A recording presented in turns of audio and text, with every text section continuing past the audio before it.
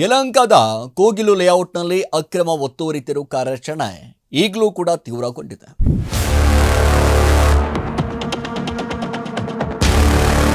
ಮನೆಗಾಗೂ ಪಟ್ಟು ಹಿಡಿದಂತ ಅದೆಷ್ಟೋ ಜನರು, ಅದರಲ್ಲಿ ಕೆಲವೊಂದಿಷ್ಟು ಜನ ರಾತ್ರೋರಾತ್ರಿ ಪರಾರಿಯಾಗಿದ್ದಾರೆ ಅನ್ನುವಂತ ಅನುಮಾನ ಇದೀಗ ಮೂಡ್ತಾ ಇದೆ.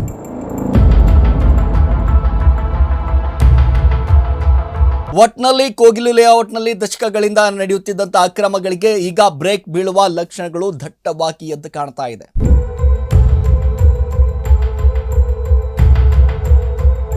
ಹಾಯ್ ಹಲೋ ನಮಸ್ಕಾರ, ರೆಬೆಲ್ ಟಿವಿಯ ವಿಶೇಷ ಕಾರ್ಯಕ್ರಮಕ್ಕೆ ಸ್ವಾಗತ.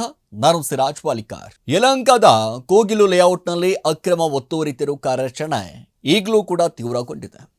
ನೋಡಿ, ಒಂದಿಷ್ಟು ಮನೆ ತೆರವು ಮಾಡುವಂಥ ಸಂದರ್ಭದಲ್ಲಿ ಸಾಕಷ್ಟು ಕುಟುಂಬಗಳು ಒಂದು ಕಡೆ ಬೀದಿಗೆ ಬಂದುಬಿಡ್ತು, ಹಾಗೆ ಬಂದ್ಬಿಡ್ತು, ಹೀಗೆ ಬಂದ್ಬಿಡ್ತು ಅನ್ನುವಂಥದ್ದು. ಸೊ ಆ ಸಂದರ್ಭದಲ್ಲಿ ಏಕಾಏಕಿ JCBಗಳು ಗರ್ಜಿಸುತ್ತೆ, ಸಾಕಷ್ಟು ಕುಟುಂಬಗಳು ಬೀದಿಗೆ ಬಂದ್ಬಿಡುತ್ತೆ. ಎಲ್ಲರೂ ಕೂಡ ಶಾಕ್ ಆಗಿಬಿಡ್ತಾರೆ. ಏನಪ್ಪ ಇದು, 30 ವರ್ಷಗಳಿಂದ ನಾವು ಜೀವನ ಕಟ್ಕೊಂಡಿದ್ದೀವಿ, ಇಲ್ಲಿ 30 ವರ್ಷಗಳಿಂದ 20 ವರ್ಷಗಳಿಂದ ಇಲ್ಲೇ ಜೀವನವನ್ನು ಸಾಗಿಸ್ತಾ ಇದ್ದೀವಿ. BBMP ಅವರು ಕೂಡ ನಮಗೆ ಒಂದಿಷ್ಟು ಇರೋದಕ್ಕೆ, ವಾಸಿಸೋದಕ್ಕೆ ಪತ್ರವೂ ಕೂಡ ಕೊಟ್ಟಿದ್ರು, ಹಕ್ಕು ಪತ್ರವೂ ಕೂಡ ನಮಗೆ ಕೊಟ್ಟಿದ್ರು ಅಂತ ಅಲ್ಲಿನ ನಿವಾಸಿಗಳು ಹೇಳ್ತಾ ಇದ್ರು. ಸರಿ, ಸುಮಾರು 167 ಕುಟುಂಬಗಳು ಒಂದು ಕಡೆ ಮನೆಗಳು ಅದರ ಜೊತೆಗೆ ಬೀದಿಗೆ ಬಂದುಬಿಡ್ತು. ಬಟ್ ಇದೀಗ ಏನಾಗೋಗ್ಬಿಟ್ಟಿದೆ ಅಂತಂದರೆ, ಮನೆಗಾಗೂ ಪಟ್ಟು ಹಿಡಿದಂಥ ಅದೆಷ್ಟೋ ಜನರು, ಅದರಲ್ಲಿ ಕೆಲವೊಂದಿಷ್ಟು ಜನ ರಾತ್ರೋರಾತ್ರಿ ಪರಾರಿಯಾಗಿದ್ದಾರೆ ಅನ್ನುವಂಥ ಅನುಮಾನ ಇದೀಗ ಮೂಡ್ತಾ ಇದೆ. ಯಾಕೆ ಈ ಮಾತನ್ನು ಹೇಳ್ತಾ ಇದ್ದೀನಿ ಅಂತಂದರೆ, ಸಹಜವಾಗಿ ಒಂದು ಕಡೆ ಗಮನಿಸ್ತಾ ಹೋದರೆ ಕಾರ್ಯಾಚರಣೆ ತೀವ್ರಗೊಂಡಿದೆ. ಪೊಲೀಸ್ ತನಿಖೆ ಚುರುಕು ಆಗ್ತಾ ಇದ್ದಂತೆ ಹೊರ ರಾಜ್ಯದ ಅನೇಕ ಕುಟುಂಬಗಳು ರಾತ್ರೋರಾತ್ರಿ ಜಾಗ ಖಾಲಿ ಮಾಡ್ತಾ ಇದ್ದಾವೆ ಅನ್ನುವಂಥದ್ದು. ನೋಡಿ, ಸುಮಾರು 167 ಒತ್ತುವರಿದಾರರಲ್ಲಿ ಕೇವಲ 25 ಮಂದಿ ಮಾತ್ರರು ಇಲ್ಲಿನ ಅರ್ಹರು, ಈ ಮನೆಗಳಿಗೆ ಒಂದಿಷ್ಟು ಅರ್ಹರು ಅನ್ನುವಂಥದ್ದು ಶಂಕಿಸಲಾಗ್ತಾ ಇದೆ. ಯಲಹಂಕ ಸಮೀಪದ ಕೋಗಿಲು ಲೇಔಟ್ನಲ್ಲಿನ ಅಕ್ರಮ ಒತ್ತುವರಿ ತೆರವು ಕಾರ್ಯಾಚರಣೆ ಈಗ ಸಹಜವಾಗಿ ಹೊಸ ತಿರುವನ್ನು ಪಡೆದುಕೊಂಡ್ಬಿಟ್ಟಿದೆ. ಜಿಲ್ಲಾಡಳಿತ ಮತ್ತು ಪೊಲೀಸ್ ಇಲಾಖೆ ಜಂಟಿಯಾಗಿ ತನಿಖೆಯನ್ನ ತೀವ್ರಗೊಳಿಸ್ತಾ ಇದ್ದ ಹಾಗೆ ಲೇಔಟ್ನಲ್ಲಿ ಇದ್ದಂಥ ಅಕ್ರಮ ನಿವಾಸಿಗಳು ಜಾಗ ಖಾಲಿ ಮಾಡಿದ್ದಾರೆ ಅನ್ನುವಂಥದ್ದು. ಖಾಲಿ ಆಗ್ತಾ ಇದ್ದಂತೆ ಲೇಔಟ್ ಕಳೆದ ಕೆಲವು ದಿನಗಳಿಂದ ಪೊಲೀಸ್ ಒತ್ತುವರಿಯನ್ನು ಮಾಡಿಕೊಂಡು ಅಲ್ಲಿ ಜೀವನವನ್ನು ನಡೆಸ್ತಾ ಇದ್ರು. ಈ ಹಿನ್ನೆಲೆ ದಾಖಲೆಗಳನ್ನು ಜಾಲಾಡಲು ಒಂದಿಷ್ಟು ಅಧಿಕಾರಿಗಳು ಎಂಟ್ರಿಯನ್ನು ಕೊಡ್ತಾರೆ.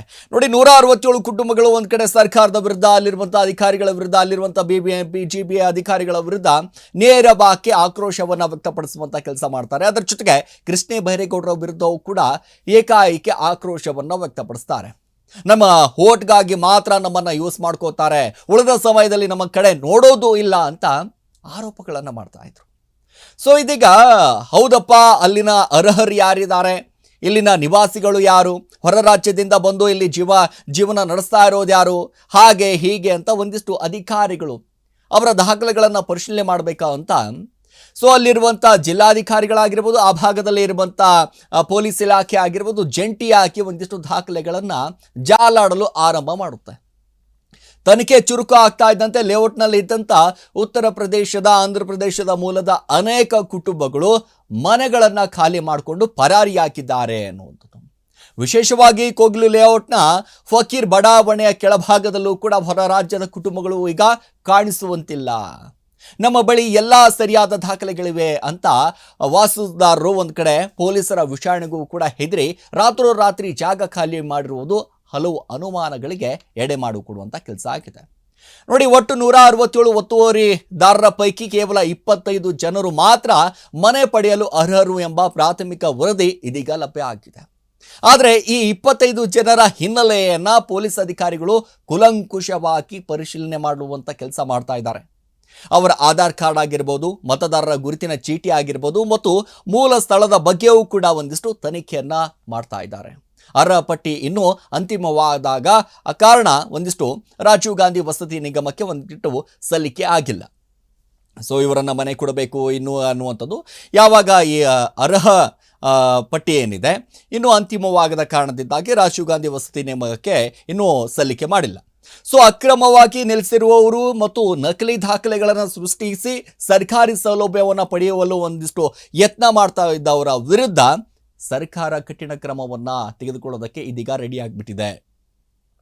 ಅಂತಿಮ ವರದಿ ಬರುವವರೆಗೂ ಕೂಡ ಮನೆ ಹಂಚಿಕೆ ಪ್ರಕ್ರಿಯೆಯನ್ನ ಸ್ಥಗಿತಗೊಳಿಸಲಾಗಿದ್ದು, ಪ್ರತಿಯೊಂದು ದಾಖಲೆಯನ್ನ ಮತ್ತು 10 ಬಾರಿ ಪರಿಶೀಲಿಸುವಂತೆ ಅಧಿಕಾರಿಗಳಿಗೆ ಸೂಚನೆ ನೀಡಲಾಗಿದೆ. ಒಟ್ನಲ್ಲಿ ಕೋಗಿಲು ಲೇಔಟ್ನಲ್ಲಿ ದಶಕಗಳಿಂದ ನಡೆಯುತ್ತಿದ್ದಂಥ ಅಕ್ರಮಗಳಿಗೆ ಈಗ ಬ್ರೇಕ್ ಬೀಳುವ ಲಕ್ಷಣಗಳು ದಟ್ಟವಾಗಿ ಎದ್ದು ಕಾಣ್ತಾ ಇದೆ. ಸಾಕಷ್ಟು ಕುಟುಂಬಗಳ ಬಗ್ಗೆಯೂ ಕೂಡ ನಾವು ಅಲ್ಲಿ ವರದಿಗಳನ್ನು ಮಾಡಿದ್ವಿ. ಸಾಕಷ್ಟು ಕುಟುಂಬಗಳು ಒಂದು ಕಡೆ ಹೇಳ್ತಾ ಇದ್ರು, ನಮಗೆ ಸಿಕ್ಕಾಪಟ್ಟೆ ನಾವು ಇಲ್ಲೇ ಇದ್ದೀವಿ, ನಮ್ಮ ಜೀವನನೇ ಇಲ್ಲೇ ಹೋಗ್ಬಿಟ್ಟಿದೆ, ನಮ್ಮ ತಾತ ಮುತ್ತಾತಗಳಿಂದಲೂ ಕೂಡ ನಾವು ಇಲ್ಲೇ ಜೀವನವನ್ನು ಮಾಡ್ತಾ ಇದ್ದೀವಿ, ಸಾಕಷ್ಟು ಓಟ್ ಕೂಡ ನಾವು ಮಾಡಿದ್ದೀವಿ ಅಂತ ಹೇಳ್ತಾ ಇತ್ತು. ಕೇವಲ ಈಗ ಅರ್ಹ ಕುಟುಂಬ ಅನ್ನುವಂಥ ಲೆಕ್ಕಾಚಾರದಲ್ಲಿ ಗಮನಿಸ್ತಾ ಹೋದರೆ ಕೇವಲ 25 ಕುಟುಂಬಗಳಿಗೆ ಮಾತ್ರ ಅರ್ಹರು. 167 ಕುಟುಂಬಗಳು, ಹಾಗಾದರೆ 167 ಮನೆಗಳು ಇದೀಗ ಬಿತ್ತಲ್ಲ. ಯಾರು ಹಾಗಾದರೆ ಅವರೆಲ್ಲ? ಯಾವ ರಾಜ್ಯಗಳಿಂದ ಬಂದಿದ್ರು? ರಾಜ್ಯದಿಂದ ಬಂದು ಇಲ್ಲಿರುವಂಥ ಸರ್ಕಾರದ ವಿರುದ್ಧವೇ ಒಂದಿಷ್ಟು ಆಕ್ರೋಶವನ್ನು ವ್ಯಕ್ತಪಡಿಸುವಂಥ ಕೆಲಸ ಮಾಡಿದ್ರ? ಅಲ್ಲಿರುವಂಥ ಅಧಿಕಾರಿಗಳ ವಿರುದ್ಧವೇ ಆಕ್ರೋಶವನ್ನು ವ್ಯಕ್ತಪಡಿಸುವಂಥ ಕೆಲಸ ಮಾಡಿದ್ರ? ಸರ್ಕಾರಿ ಸೌಲಭ್ಯವನ್ನು ಪಡೆಯೋದಕ್ಕೆ ಸಂಪೂರ್ಣವಾದಂಥ ನಕಲಿ ದಾಖಲೆಗಳನ್ನು ಸೃಷ್ಟಿ ಮಾಡಿದ್ರ? ಹಾಗಾದರೆ ಇವೆಲ್ಲ ಪ್ರಶ್ನೆಗಳು ಇದೀಗ ಮೂಡುವಂಥ ಕೆಲಸ ಆಗ್ತಾ ಇದೆ. ನೋಡೋಣ, ಅಕ್ರಮಗಳಿಗೆ ಬ್ರೇಕ್ ಬೀಳುವ ಎಲ್ಲ ಚಾನ್ಸಸ್ಸು ಇದೀಗ ಎದ್ದು ಕಾಣ್ತಾ ಇದೆ. ಸೊ ಅಧಿಕಾರಿಗಳು ಯಾವ ರೀತಿಯಾಗಿ ಕುಲಂಕುಷವಾಗಿ ಪರಿಶೀಲನೆ ಮಾಡಿ ಅರ್ಹರು ಯಾರಿದ್ದಾರೆ ಅವರಿಗೆ ಯಾವ ರೀತಿಯಾದಂಥ ವ್ಯವಸ್ಥೆಯನ್ನು ಮಾಡಿಕೊಡುತ್ತೆ ಅಂತ ಸರ್ಕಾರ ಒಂದಿಷ್ಟು ನೋಡಬೇಕಾಗಿದೆ. ಎಸ್, ಇದಾಗಿತ್ತು ಇವತ್ತಿನ ವಿಶೇಷ. ನಿರಂತರ ಸುದ್ದಿಗಾಗಿ ನೋಡ್ತಾ ಇರಿ ರೆಬೆಲ್ ಟಿವಿ.